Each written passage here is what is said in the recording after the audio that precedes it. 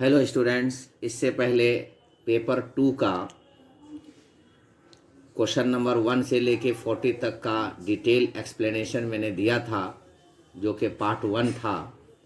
अब बाकी 41 से 75 तक क्वेश्चन का मैं डिटेल आंसर दे रहा हूँ। I hope that it will be fruitful for you. मुझे उम्मीद है कि ये आपके लिए फ़ायदेमंद होगा। क्वेश्चन नंबर 41 है कि in an ecosystem there is a flow of energy at different trophic level. This is as follows. तो हम यहाँ पर एक फूड चेन बनाते हैं। पी से producer primary consumer C1, primary consumer से C2 सेकेंडरी कंज्यूमर, उसके बाद टर्सरी कंज्यूमर, उसके बाद लास्ट में टॉप कंज्यूमर होता है जिसको हम CT लेते हैं। कहीं पर कंज्यूमर 4 भी होगा। तो इसी सीक्वेंस को देख करके इसमें से सही करना है। तो पहला प्रोड्यूसर, तो प्रोड्यूसर B चॉइस में है, C चॉइस में है और D चॉइस में है, तो A ख़त्म हो गया। अब उसके बाद प्राइमरी कंज्यूमर, जिसको मैंने C1 लिखा है, तो B चॉइस में प्राइमरी कंज्यूमर है, C चॉइस में प्रोड्यूसर के बाद डिकम्पोजर है, इसलिए C चॉइस गलत हो गया। अब रह गया B और D में। तो प्राइमरी कंज्यूमर्स के बाद सेकेंडरी कंज्यूमर्स, तो D चॉइस में टर्शरी कंज्यूमर्स कर दिया है, इसलिए D गलत हो गया, B आंसर सही है। विच one of the following is not a functional unit of ecosystem. तो एनर्जी फ्लो डिकम्पोजिशन होना चाहिए किसी भी इकोसिस्टम में, नहीं तो ढेर लग जाएगी। प्रोडक्टिविटी होनी चाहिए, एनर्जी फ्लो होनी चाहिए। स्ट्रेटिफिकेशन ये एक फंक्शनल यूनिट नहीं है। Primary succession is developed of communities on. देखिए, प्राइमरी सक्सेशन ये है, मान लिया ये दो प्लॉट है, plot A, plot B। B में कुछ दिन पहले, 100 साल, 1 साल, 10,000 साल पहले यहाँ पर कुछ न कुछ लाइफ थी। किसी भी नेचुरल कैलामिटीज़ की वजह से यहाँ से लाइफ हट गई, फिर बाद में यहाँ पर लाइफ आ गया, तो ये हो गया सेकेंडरी सक्सेशन। प्राइमरी कंसेशन में इससे पहले कुछ नहीं था और अचानक इसमें लाइफ हुआ, तो इस चॉइस के हिसाब से क्लियर्ड फॉरेस्ट एरिया, ये सेकेंडरी सक्सेशन हो जाएगा। फ्रेशली हार्वेस्टेड क्रॉप फील्ड, ये भी सेकेंडरी में आ सकता है। Pond field after a dry season, ये भी आ सकता है। लेकिन न्यूली एक्सपोज्ड हैबिटेट, यानी जो बिल्कुल कभी इसमें लाइफ थी ही नहीं पहले, वो हो गया प्राइमरी सक्सेशन, वो हो गया प्राइमरी सक्सेशन। इसलिए ए चॉइस सही है। Which of the following is the correct percentage of the 2 out of the total of 4 greenhouse gases that contribute of the total global warming? तो टोटल ग्लोबल वार्मिंग में green house gases में सबसे ज़्यादा CO2 होता है, उसके बाद CH4 होता है, उसके बाद CFC होता है, वगैरह वगैरह। तो यहाँ पर nitrous oxide 6%, carbon dioxide 86%, CO2 40%, CFC 30%, D choice methane 20 और नाइट्रस ऑक्साइड 18। तो इतना परसेंट नाइट्रस ऑक्साइड का नहीं होता है। CFC मीथेन का यहाँ पर 20% दिया है, ये भी नहीं है, इसलिए डी आंसर सही है। Which of the following is not properly matched. Formaldehyde carcinogen, sulphur dioxide respiratory problem, properly not matched है। नाइट्रोजन ऑक्साइड ब्राउन एयर, हवा में लाल लालपन छा जाता है, वो नाइट्रोजन ऑक्साइड की वजह से होता है। Mean annual temperature is 25 degree Celsius, तो ये तीनों तो सही हैं।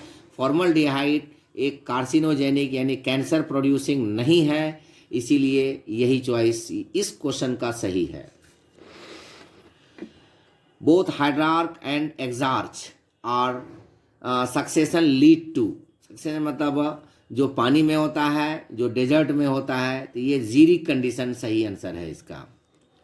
विच one of the following statement is correct for secondary succession. It is similar to primary succession except that it has a relatively fast pace, it begins on a bare rock, it occurs on a deforested site, it follows primary succession. तो ये a choice इसमें सही है। Presently, the main cause of global warming is increasing CO2 concentration, depletion of ozone layer, increased energy production by sun, the earth getting closer to sun. तो increased CO2 concentration correct answer है, क्योंकि CO2 को के अंदर heat trapping capacity, heat को पकड़ने की capacity होती है. What is the keystone species? Keystone rare species that has minimal impact. तो ये a species which makes up only a small proportion of the total biomass of communities yet has a huge impact on the communities. यही C answer इसका सही है. E.P. Odum is a leading bryologist, जो bryophyta का study करते हैं, physiologist जो functional aspect organ करते हैं, इकोलॉजिस्ट, माइकोलॉजिस्ट. तो ये तीनों चॉइस गलत है, इसलिए इकोलॉजिस्ट सही है. World environment day celebrated on 5 जून, ये सभी जानते हैं. Ozone saves the biosphere bye absorbing the high energy radiation called UV light. Ultraviolet rays को वो ओजोन जो है, जो हाई खतरनाक अल्ट्रावायलेट रे है, वो उसको एब्जॉर्ब कर लेता है. According to IUCN red list, international union of nomenclature, what is the status of red panda? ये इंडेंजर्ड स्पेसीज है. स्पेसीज जो होता है वल्नरेबल होता है, एक्सटिंक्ट होता है, और एक्सटिंक्ट जो गायब हो गया, vulnerable, likely to be, endangered, वो और थ्रेटेंड स्पेसीज है. The national park associated with rhinoceros, तो ये काजीरंगा नेशनल पार्क में है. Which of the following is related to XC2 conservation? XC2 conservation में वाइल्ड सफारी पार्क भी सही है, बायोडाइवर्सिटी हॉटस्पॉट भी सही है, तो इसमें ए ही सही है. Stratification is more common in. Stratification मतलब होता है डिफरेंट लेयर ऑफ वेजिटेशंस, यानी किसी भी जंगल में कहीं पर भी डिफरेंट लेयर ऑफ वेजिटेशंस है. जैसे एक लेयर ये हुआ, दूसरा हाइट ये हुआ, तीसरा ये हुआ. ये इसलिए होता है कि सन का हो, इसलिए ट्रॉपिकल रेन फॉरेस्ट जो है ये ज़्यादा कॉमन होता है इसमें stratification. Carbon dioxide is called green house gas because it is used in green house, transparent to heat but traps sunlight, transparent to sunlight but traps heat. यानी यही सही है, इसका सी आंसर सही है. ये सनलाइट के लिए ट्रांसपेरेंट होता है लेकिन हीट को भागने नहीं देता है.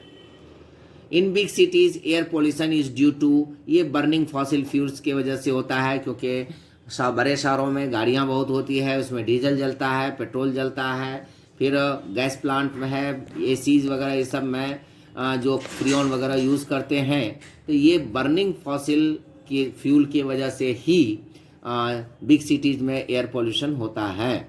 In 1984 Bhopal gas tragedy was caused due to, ये मिथाइल आइसोसियानेट, शॉर्ट में इसको हम लिखते हैं MIC, मिक के वजह से होता है.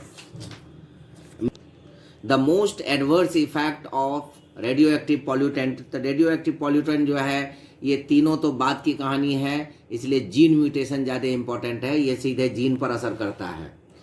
Frequent occurrence of water blooms in a lake indicates oxygen deficiency, which is the main causative factor of desertification. Desertification में डेवलपमेंटल एक्टिविटीज़ ये कम है, टूरिज़्म, ओवर ग्राजिंग, एक ही खेत में बार बार चराने की वजह से वहाँ पर डेजर्टिफिकेशन यानी रेगिस्तान बनने का चांसेस बढ़ जाता है. More than 70% of world's fresh water is contained in, ये पोलर आइस में होता है. पोलर आइस में जो ये अर्थ है, इसके ऊपर जो ये पोल है, पोल पर जो आइस कैप है, ये आइस कैप जो है यही 70% वाटर का सोर्स है. Pick up the correct food chain बनाना है, तो चूँकि grass, chameleon, insect, bird, chameleon grass को नहीं खाता है इसलिए ये चॉइस गलत है. Grass, fox, rabbit, bird, fox grass को नहीं खाता है इसलिए ये चॉइस गलत है. C phytoplankton, zooplankton, fish, fallen leaves, bacteria, insect larvae. तो बैक्टीरिया को इंसेक्ट लार्वी नहीं खाता है, इसलिए डी चॉइस गलत है। तो ए, बी एंड डी गलत है, इसलिए सी सही है। रेड लिस्ट कंटेन डेटा और इंफॉर्मेशन ऑन थ्रेटेंड स्पेसीज का डाटा रहता है रेड लिस्ट में। Which ecosystem has the maximum biomass? Forest ecosystem में बायोमास सबसे ज़्यादा होता है। The inherited behaviour is called instinct behaviour. The inherited behaviour is called instinct behaviour. The decrease in response to repeated और continuous stimulation is called habituation. यानी the decrease in response to repeated और continuous stimulation, यानी जब बार बार आदमी को response continuous stimulation देते हैं तो इसको हम हैबिचुएशन कहते हैं। If x1 x2 x3 xn, तो ये हो गया x1 plus x2 plus x3 plus dash dash dash plus xn divided by n, यानी टोटल सम जितना भी है।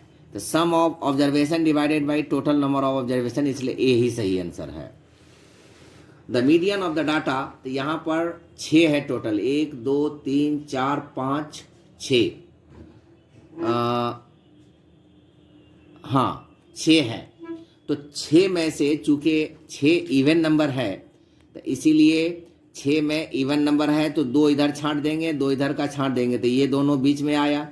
इन दोनों को जोड़ेंगे, 16 प्लस 17 डिवाइडेड बाई 2, तो 7 6 13 33 बाई 2, इसलिए 30 सी आंसर सही है इसका। क्वेश्चन नंबर 71 से 75 ये पैराग्राफ बेस्ड है, इसमें पूरा पैराग्राफ दिया हुआ है और ये ओजोन होल और लेयर ऑफ एटमॉस्फेयर पर डिपेंडेंट है। और इसी के बेस पर अगला 5 क्वेश्चन का आंसर देना है, इसलिए read this paragraph carefully and then give the answer of the remaining 5 questions from 71 to 75। इस पैराग्राफ को बढ़िया से पढ़ना है। पढ़ने के बाद क्वेश्चन नंबर 1 से 75 क्वेश्चन नंबर तक का आंसर इसी पैराग्राफ बेस्ड में देना है।